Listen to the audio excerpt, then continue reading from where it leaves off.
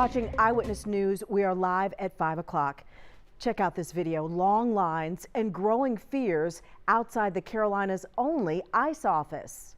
Even at 3 a.m., I was still number 60 in line.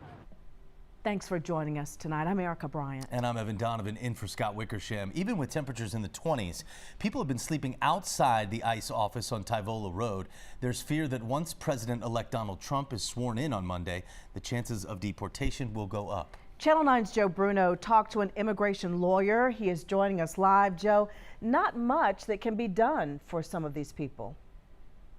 Yeah, President Donald Trump has made it clear he's going to crack down on illegal immigration. But an immigration attorney told us at this point there isn't anything people can really do ahead of time while Biden is still in office. But still, for days, we've seen extremely long lines outside of the ICE office here in Southwest Charlotte. And some people are telling us it's because they are afraid.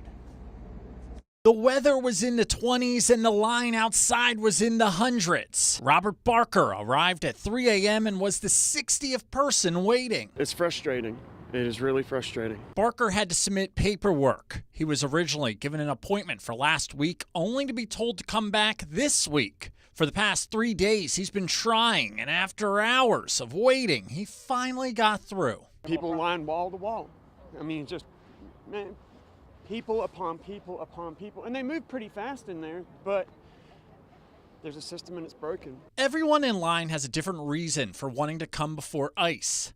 Some may be trying to check in with ICE before an immigration hearing or attempt to renew their parole, which is essentially permission to remain in the U.S. for a set period of time. People who entered under the Biden administration entered under parole. Over the past 2 days, we've heard a similar thought process from many in line. They are trying to check in with ICE now before President Donald Trump returns to office. I'm fearful. We are all fearful.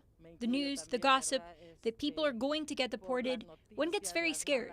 But I have to take a risk. Immigration attorney Jamila Espinosa says there's no need to rush to ICE now ahead of Trump taking office. Those that are already in proceedings, they're in proceedings. And so they're still going to get their opportunity to appear before the judge because that's how the law is written. She says the Trump administration will prioritize people with removal orders who haven't filed an appeal. Still, she says she isn't surprised at the chaos outside of ICE. She says many people are scared and looking for answers. When you're desperate and you are fearful, sometimes fear will make someone be willing to stand in a line, for many hours for something that they don't have to do. And a lot of it is just not understanding how the law works. ICE believes that the holidays as well as the closure for the National Day of Mourning contributed to that long line that we've been seeing for the past couple of days. More personnel have been deployed here to help get through the line. Reporting live in Southwest Charlotte, Joe Bruno, Channel 9 Eyewitness News. Joe, a lot of concern out there. Thank you for bringing us the story.